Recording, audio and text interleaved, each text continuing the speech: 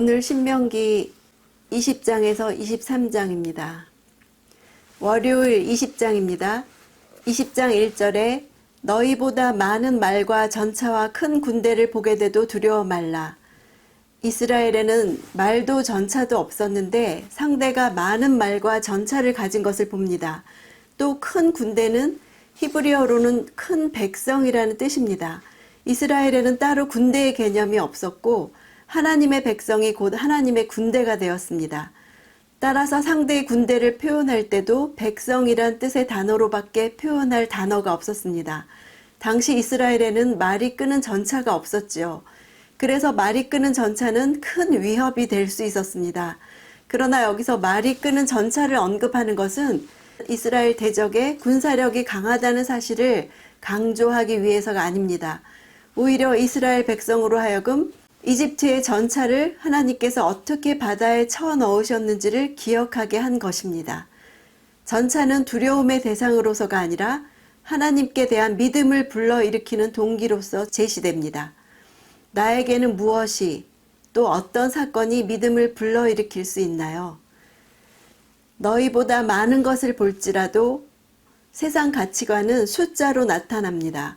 하나님은 우리가 세상에서 살 때 우리에게 없는 많은 말과 전차와 군대를 보게 될 것을 아십니다. 많은 말, 큰 군대, 숫자를 이길 수 있으려면 너희를 이집트에서 이끌고 나오신 하나님, 출애굽시켜주신 여호와를 기억해야 합니다. 우리는 예수 그리스도로 말미암은 구원, 영적 출애굽 사건을 기억해야 합니다. 나의 구원 사건을 기억해 보십시오. 구원받기 전과 후를 비교해 보십시오. 엘리사는 아람 왕이 쳐들어와서 성을 에워쌌을 때 두려워하는 자기 종을 위해 눈을 열어달라고 기도했죠. 하나님의 군대의 불말과 불병거가 주위에 가득한 장면을 보게 됐습니다.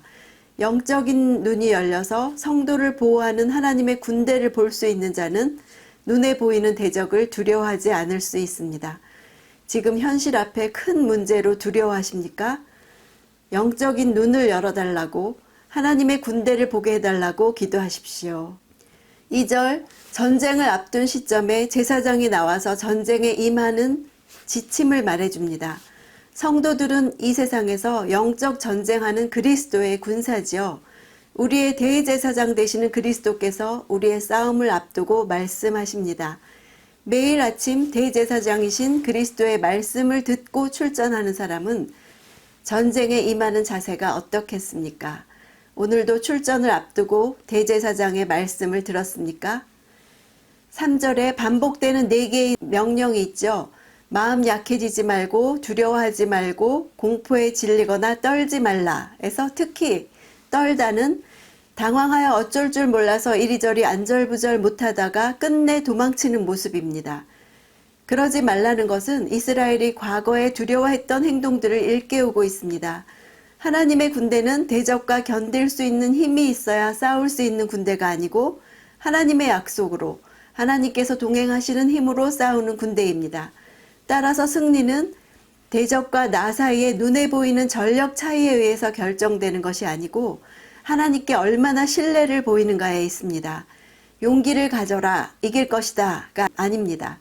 하나님에 대한 신뢰로 이기는 것입니다.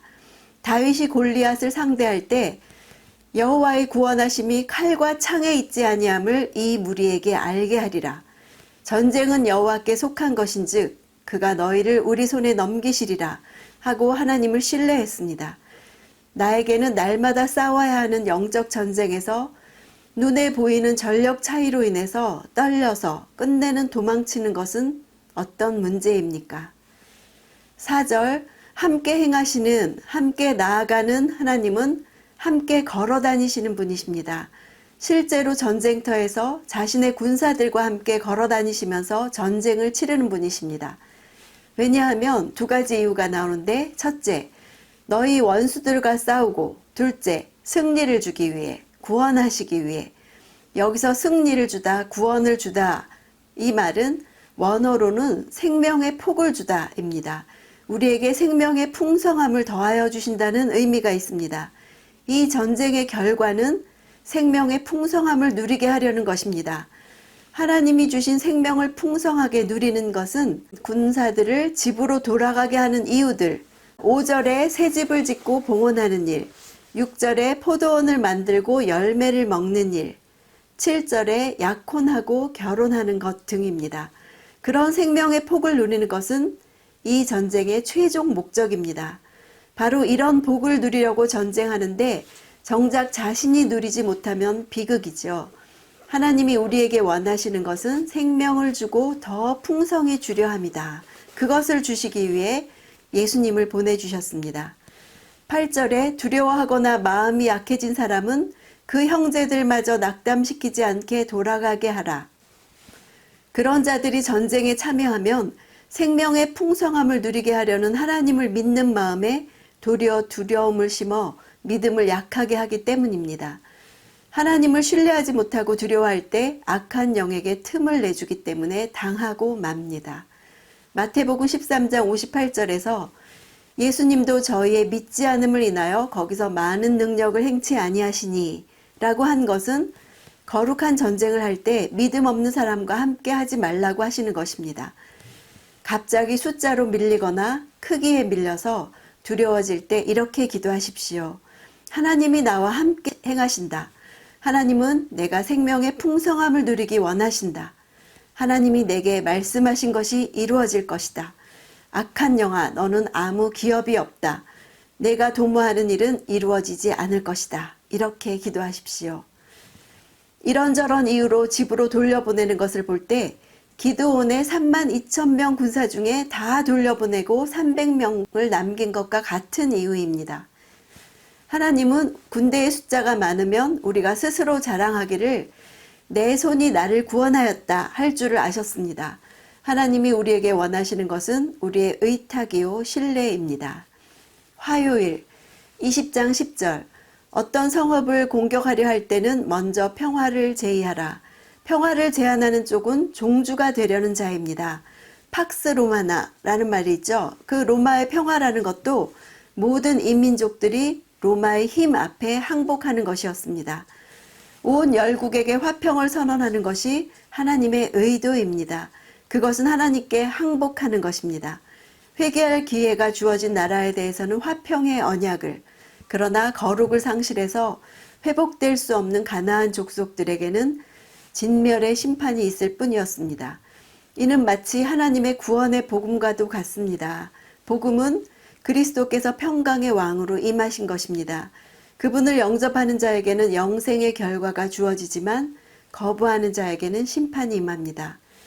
16절 가나안 원주민들은 도시국가에 살았습니다. 도시국가의 핵심 구성원들만이 성읍에 살았죠.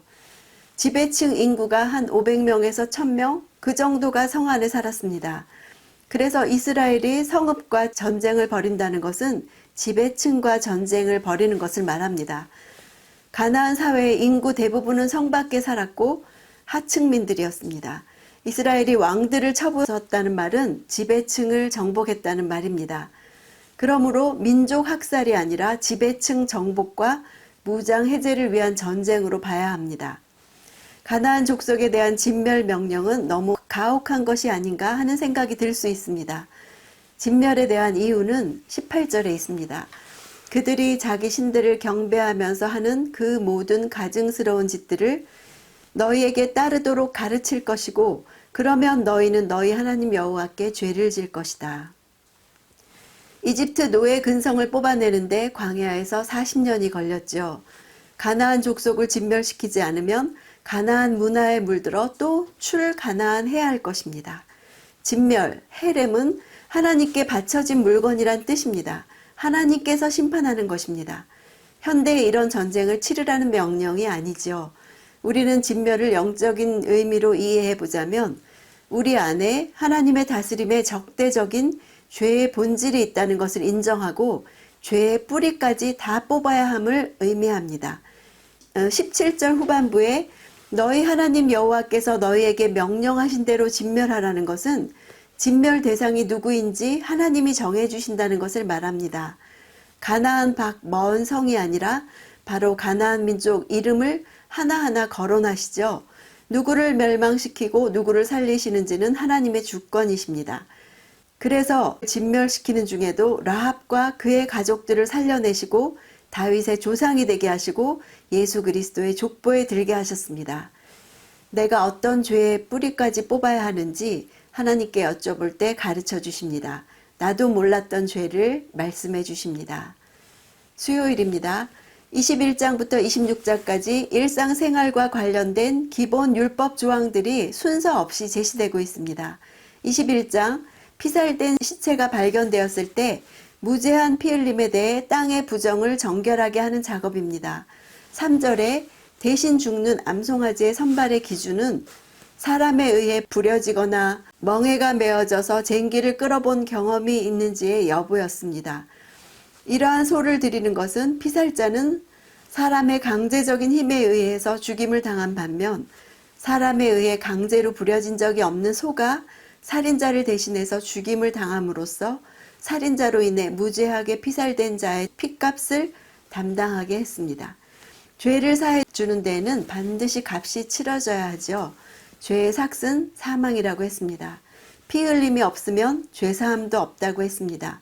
목을 꺾는 것은 그것을 하나님께 예물로 드리는 것이 아니라 살인자를 대신해서 죽는 것임을 보여주기 위해서입니다. 이는 무죄하신 예수께서 죄인인 인간들을 위해서 죽으신 희생의 상징입니다. 예수께서 십자가에서 피 흘려주심으로 우리는 죄사함을 얻을 수 있었습니다. 가까운 동네가 그것을 한다는 것은 공동체가 속량하는 수용성을 보여줍니다. 교회가 그 역할을 해야 하고 이 땅에서 하나님의 자녀가 그 역할을 해야 합니다. 누가 잘못했는가 밝히고 죄인을 잡아내는 것보다 더럽혀진 땅을 거룩하게 회복하는 것이 교회의 우선적 가치가 되어야 합니다.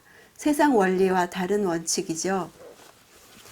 땅을 회복하는 것이 중요한 이유는 하나님이 함께 거하시기 위해서입니다. 요새 N번방과 같은 그 사건의 피해자들은 다 우리 자녀 세대죠. 몇 사람을 벌 주는 것으로 이 나라에서 그런 범죄가 끊어질까요? 무죄한 그리스도의 피 흘리심이 더럽혀진 이 땅을 거룩하게 회복할 수 있음을 믿는 성도들이 이 땅이 거룩하게 될 것을 선포하면서 중보해야 할 것입니다.